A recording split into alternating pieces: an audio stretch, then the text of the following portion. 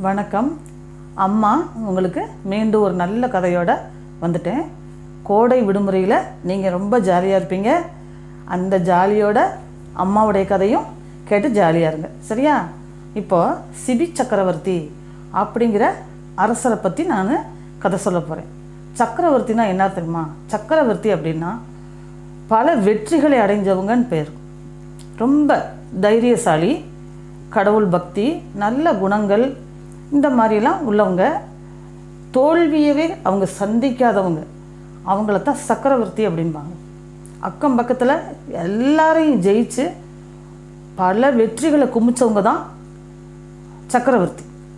தசரத சக்கரவர்த்தி, அசோக சக்கரவர்த்தி, சிபி சக்கரவர்த்தி அப்படின்னு சொல்லி பல அரசர்கள் நம்ம இந்தியாவில் ஆண்டு வந்துருந்தவங்க. அதில் சிபி சக்கரவர்த்தியை பற்றி தான் உங்ககிட்ட நான் பேச போகிறேன். சிபி சக்கரவர்த்தி அப்படிங்கிறவர் மிக சிறப்பான அரசர். நல்ல வீரமானவர், கடவுள் பக்தி, நல்ல குணங்களோடு இருக்கிறார். மக்களை நல்ல சந்தோஷமாகவும் பாதுகாப்பாகவும் பாதுகாத்துக்கிட்டு வர்றார். நல்ல சிறந்த அரசர் அவர். நல்ல இரக்க குணம் கொண்டவர். யாருக்கும் இறக்கப்பட்டு உதவி செய்வார்.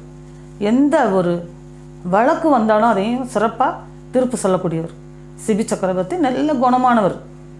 அப்போது வானத்தில் தேவர்கள் அப்படி சஞ்சாரம் பண்ணிக்கிட்டு இருக்காங்க, பறந்து போய்கிட்டு இருக்காங்க. அப்போ இந்திரன் அப்படிங்கிற தேவரும் அக்னி பகவான் அப்படிங்கிற தேவரும் அப்போ வானத்தில் பறந்து போய்கிட்டே இருக்காங்க. கீழே பூமியில் என்ன நடக்குன்னு பார்க்கும்போது பூமியில் யார் சிறந்த அரசர் அப்படின்னு சொல்லி கவனிச்சுக்கிட்டு வர்றாங்க. அப்போது சிபி சக்கரவர்த்தியை ரொம்ப சிறப்பாக மக்கள் பேசுகிறத அவங்க கவனிக்கிறாங்க. இந்திரன், அந்த அக்னி பகவான், இரண்டு தேவர்களும் என்ன நினைக்கிறாங்க? பூமியில் போய் சிபி சக்கரவர்த்தியை நம்ம சோதித்து பார்க்கணும், அவருடைய குணங்களை நம்ம பார்க்கணும், நம்மளுடைய சோதனையில் சிபி சக்கரவர்த்தி தேர்ச்சி அடைகிறாரான்னு பார்க்கணும்னா ஆசைப்படுறாங்க. அவங்களும் ஒரு சின்ன திட்டம் போட்டு என்ன செய்கிறாங்க? பூமிக்கு வர்றாங்க. அதாவது இந்திரன் அப்படிங்கிற அந்த தேவர் என்ன செய்கிறாரு? ஒரு கழுகாக மாறிடுறாரு. யார்? இந்திரன். இந்திரன் அப்படிங்கிற தேவர்களுக்கெல்லாம் தலைவன் இந்திரன். அவர் என்ன செய்கிறாரு? கழுகாக மாறிடுறார். அக்னி பகவான் அப்படிங்கிற தேவர் என்ன செய்கிறாரு? ஒரு புறாவாக மாறிடுறார். அப்போது இந்த கழுகு என்ன செய்யுது? புறாவை என்ன செய்யுது? அதுக்கு கழுகுக்கு வயிறு பசிக்குது. அப்போ அந்த புறாவை கொத்தி சாப்பிடணும்ட்டு என்ன செய்யுது? அந்த புறாவை துரத்திக்கிட்டே போகுது. இது இப்போ என்ன நடக்குதுன்னா, இந்திரன் அப்படிங்கிற தேவரும் அக்னி பகவான்கிற தேவரும் ஒரு திட்டமிட்டு இதை செய்கிறாங்க. ஒரு கழுகாக மாறி ஒரு புறாவாக மாறி என்ன செய்கிறாங்க? இந்த மாதிரி நடந்துக்கிட்டு இருக்காங்க. அப்போ புறா என்ன செய்யுது? பயத்தோடு பறந்து போய்கிட்டே இருக்கு. கழுகு என்ன செய்யுது? அந்த புறாவை துரத்திக்கிட்டே போகுது. கழுகுக்கு எப்படியாச்சும் அந்த புறாவை கொத்தி சாப்பிடணும், தனக்கு வயிறு பசிக்குது அப்படின்ட்டு என்ன செய்யுது? கழுகு என்ன செய்யுது? புறாவை துரத்திக்கிட்டே போகுது.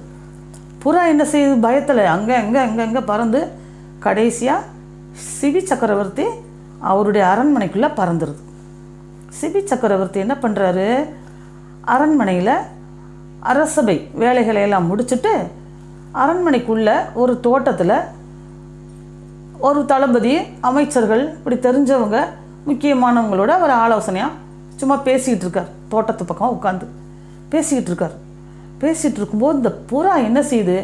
அங்கே இங்கே பறந்து வந்து கடைசியாக என்ன பண்ணுது? சிபி சக்கரவர்த்தியுடைய மடியில் உட்காந்துருது. உட்காந்து ரொம்ப அது உடம்பெல்லாம் கிடுகிடுன்னு நடுங்குது. கண்ணெல்லாம் ஒரு பயத்தோடு எல்லாத்தையும் பார்க்குது. அப்போது அந்த சிபி சக்கரவர்த்தி என்னடா புறா நம்ம மடியில் உட்காருதேன்னு சொல்லிட்டு அதை அவர் என்ன செய்கிறாரு? மெதுவாக அதை கையில் தூக்குறாரு. தூக்கி பிடிச்சி வச்சு அதை தடவி கொடுக்குறாரு. புறாவை ஏன் இப்படி நடுங்குது அப்படின்ட்டு கொஞ்சம் பயப்படாமல் இருக்கட்டும்னு தடவி கொடுத்து அதை ரொம்ப பத்திரமா பிடிச்சிக்கிறாரு.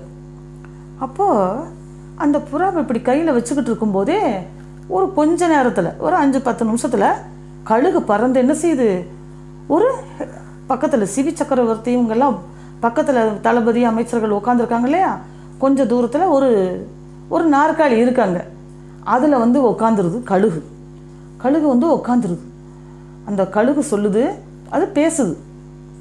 அரசரே, இந்த புறா நான் தேடிக்கிட்ட புறா, எனக்கு ரொம்ப வயிறு பசியாக இருக்குது, இந்த புறாவை நான் கொத்தி சாப்பிட்டு என்னுடைய பசியை நான் ஆற்றிக்கிடணும், இந்த புறாவை என்கிட்ட கொடுத்துருங்க அப்படின்னு சொல்லி கழுகு வந்து பேசுது கேட்குது. இந்த புறாவை என்கிட்ட கொடுத்துருங்க அப்படின்னு. நீங்கள் வந்து வச்சுருக்கீங்க, அதை விட்டுருங்க, அது பறந்து போட்டு நான் துரத்து பிடிச்சிக்கிறேன் அப்படின்னு அந்த கழுகு சொல்லுது. அப்போ சிபி சக்கரவர்த்தி சொல்கிறாரு, அது என் மடியில் வந்து உக்காந்து என் மடியில் அடைக்கலம், அதாவது அடைக்கலம்னா என்ன, எனக்கு உதவி செய்யுங்க காப்பாற்றுங்க அப்படிங்கிறத உணர்த்துறது மாதிரி என் மடியில் வந்து உட்காந்துருச்சு. அது என் கைக்கு வந்துருச்சு. நான் ஒரு அரசன். இந்த புறாங்கிறது ஒரு சாதாரண ஒரு பறவை. அது வந்து ஒரு பயத்தில் என்கிட்ட வந்துருச்சு என் கைக்கு. அதனால் நான் உனக்கு அதை உணவாக கொடுக்கவே மாட்டேன் அப்படின்னு சொல்கிறார்.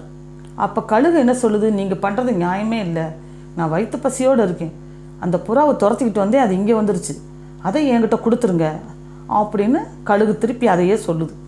உடனே சிபி சக்கரவர்த்தி அப்படி தான் சொல்கிறார், இல்லை அது என்கிட்ட அடைக்கலம்னு வந்து என்கிட்ட வந்துருச்சு, நான் மக்களுக்கே நான் தீர்ப்பு சொல்கிறேன், நானே போய் இதை தின்னுக்கோன்னு சொல்லிட்டு நான் உனக்கு கொடுக்குறது அது நியாயம் கிடையாது, அந்த புறாவை நான் தரமாட்டேன் அப்படின்னு அவரும் திருப்பி சொல்கிறார். உடனே கழுகு சொல்லுது, நான் வயிறு பசியோடு இருக்கனே, அப்போ நான் என்ன பண்ண முடியும் அப்படின்னு சொல்லுது. அப்போ சிபி சக்கரவர்த்தி என்ன சொல்கிறாரு, வயிறு பசினா என்ன, உனக்கு புறாவை தான் சாப்பிடணுமா, உனக்கு நான் வேறு ஏற்பாடு பண்ணுறேன் அப்படின்னு சொல்கிறார். உடனே சரி, நீங்கள் ஏதாச்சும் ஏற்பாடு பண்ணுங்க, அதாவது நீங்கள் தான் எனக்கு இந்த புறாவை தர மறுக்கிறீங்க, அதனால் உங்ககிட்ட இருந்து தான் எனக்கு உணவு வேணும் அப்படின்னு கேட்குது.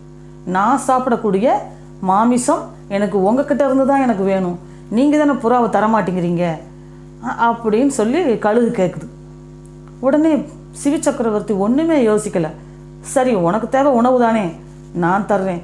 அப்போ நீங்கள் என்ன கழுகு சொல்லுது, ஒரு திராசு கொண்டு வாங்க, அந்த திராசில் புறாவை ஒரு பக்கம் வைங்க, இன்னொரு பக்கம் எனக்கு உங்கள் உடம்புல இருந்த மாமிசத்தை எனக்கு வைங்க, அந்த புறாவுக்கு இடை சமமாக உங்களுடைய உடலில் இருந்த சதையை எனக்கு எடுத்து கொடுங்க, நான் சாப்பிட போகிறேன், எனக்கு அதை சமமாக புறாவுக்கு சமமாக எனக்கு மாமிசம் கொடுங்க அப்படின்னு கேட்குது கழுகு.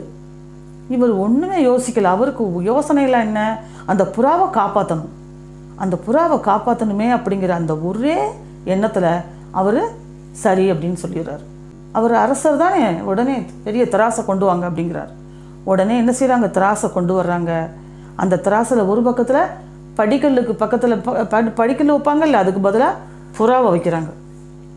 இன்னொரு பக்கம் என்ன செய்கிறாங்க, அவர் பெரிய நல்ல கத்தி, பதமான கத்தி எடுத்து தன்னுடைய தொடையிலிருந்து சதையை அறுத்து என்ன செய்கிறாரு, அந்த இன்னொரு தராசு தட்டில் வைக்கிறார்.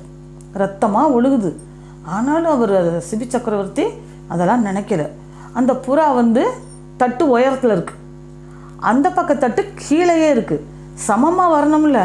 அப்போ என்ன செய்கிறாரு, கத்தியை வச்சு இன்னொரு தடவை அறுத்து தன்னுடைய தொடையில் இருக்கிற சதையை எடுத்து வைக்கிறார். திருப்பி என்ன செய்கிறார், இந்த பக்கம் சதையை எடுத்து வைக்கிறார். ரத்தம் ஆறா ஓடுது, வலி தாங்க முடியல. பக்கத்தில் இருக்கவங்கெல்லாம் அமைச்சர், தளபதி, வீரர்கள் எல்லாரும் பதட்டம் அடைகிறாங்க. நம்ம ராஜா பாவம், இந்த புறாவுக்காக இப்படிலாம் செய்கிறாரே, ராஜா இப்படிலாம் பண்ணாதீங்கன்றாங்க. ஆனாலும் அவர் என்ன செய்கிறார், தைரியமாக அந்த சதையை அறுத்து எடுத்து வச்சுக்கிட்டே இருக்காரு. அவர் என்ன செய்கிறார், தைரியமாக செய்கிறார். கடைசி அந்த தட்டு புறா உட்காந்துருக்கிற தட்டு உயரத்துலேயே இருக்குது, ஆனால் அந்த பக்க தட்டு கீழேயே இருக்குது. பரவாயில்ல, அதனால் ஒன்றும் இல்லை அப்படின்னு சொல்லிட்டு அந்த சதையெல்லாம் கீழே தள்ளி விட்டுட்டு இவர் என்ன பண்ணுறார், சிபி என்னை அங்கே உட்கார வைங்க அப்படிங்கிறார் அந்த இன்னொரு தட்டில். உடனே சிபி ராஜா என்ன செய்கிறார், எல்லாரும் பிடிச்சி காயத்தோடு இருக்கார்ல, அதனால் எல்லாருமா தாங்கி பிடிச்சி அந்த திராஸ் தட்டில் அவரை உட்கார வைக்கிறாங்க. சிபி சக்கரவர்த்தி இன்னொரு தட்டில் இப்படி உட்காந்துடுறாரு. புறா உட்காந்துருக்கிற தட்டும் சிபி சக்கரவர்த்தி உட்காந்துருக்கிற தட்டும் சமமாகிடுது, ரெண்டும் சமமாகிடுது. அப்போது சிபி சக்கரவர்த்தி சொல்கிறாரு, கழுகே நீ என்னை உணவாக எடுத்துக்கோ, எனக்கு எந்த கவலையும் இல்லை, என்னுடைய உயிர் போனாலும் பரவாயில்ல, என்னுடைய சதையெல்லாம் நீ எடுத்து சாப்பிட்டு உனக்கு பசி ஆற வரைக்கும் என்னுடைய உடலை நீ சாப்பிட்டுக்கோ, ஆனால் புறாவை விட்டுரு, புறா வந்து என்கிட்ட அடைக்கலாமா வந்தது, அது உயிருக்கு எந்த ஆபத்து வரக்கூடாது, நீ என்னை எடுத்துக்கலாம் சாப்பிட்டுக்கலாம் அப்படின்னு ரொம்ப தைரியமாக பேசுகிறார். கழுகும் அந்த புறாவும் திகைச்சு போயிடுறாங்க. உடனே புறா என்ன செய்யுது, பறந்து வெளியில் போய் அது அக்னி பகவானா தேவராக மாறிடுது. கழுகு என்ன செய்யுது? இந்திரன் அப்படிங்கிற தேவராக மாறிடுறாங்க. இந்திரனும் அக்னி பகவானும் என்ன செய்கிறாங்க? தன்னுடைய சுய உருவத்துக்கு வந்துடுறாங்க. சிபி சக்கரவர்த்திக்கு அந்த காயத்தெல்லாம் ஆற்றி அவர் பழைய நிலைமைக்கு வந்துடுறார். அப்போ இந்திரனும் அக்னி பகவானும் சொல்கிறாங்க, நாங்கள் தேவலோகத்தில் உள்ள இந்திரன், அக்னி பகவான், சிபி சக்கரவர்த்தி, உன்னைய பற்றி மக்கள் ரொம்ப பெருமையாக பேசிக்கிட்டாங்க. நாங்கள் அப்பப்போ கேட்டுக்கிட்டே இருந்தோம். அப்போ தான் உன்னைய நாங்கள் ஒரு சோதனைக்கு உள்ளாக்கணும், அதில் நீ தேர்ச்சி அடையிறியான்னு பார்க்கணுன்னு எங்களுக்கு ரொம்ப ஆசையாக இருந்துச்சு. அதனால் நான் கழுகாகவும் அக்னி பகவான் புறாவும் மாறி உன்னைய நாங்கள் சோதித்தோம். நீ தேர்ச்சி அடைஞ்சிட்ட. ஒரு புறாவுக்காக உன்னுடைய உயிரையே கொடுக்கறதுக்கு துணிஞ்சிட்ட. நீ ரொம்ப நல்லவன்பா. நீ மக்களை நல்லா பார்த்துக்கிற. ஒரு புறாவுக்கு உயிரை கொடுக்கணும்னு துணிஞ்ச நீ எப்பேற்பட்ட நல்ல அரசராக இருப்ப. நீ மேன்மேலும் புகழோடு வாழணும், ஆயுசோடு வாழணும்னு சிபி சக்கரவர்த்தியை வாழ்த்திட்டு இந்திரன் அப்படிங்கிற தேவரும் அக்னி பகவான்கிற தேவரும் மறைஞ்சிடுறாங்க. சிபி சக்கரவர்த்தி ரொம்ப சந்தோஷமாக என்ன பண்ணுறாரு? மக்களோட நல்லா சிறப்பாக வாழ்ந்துடுறார். இதுதான் கதை. உங்களுக்கு இந்த கதை பிடிக்கும்னு நினைக்கிறேன். இன்னும் அடுத்த நல்ல கதையோட அம்மா உங்களை மீண்டும் சந்திக்கிறேன். நன்றி, வணக்கம்.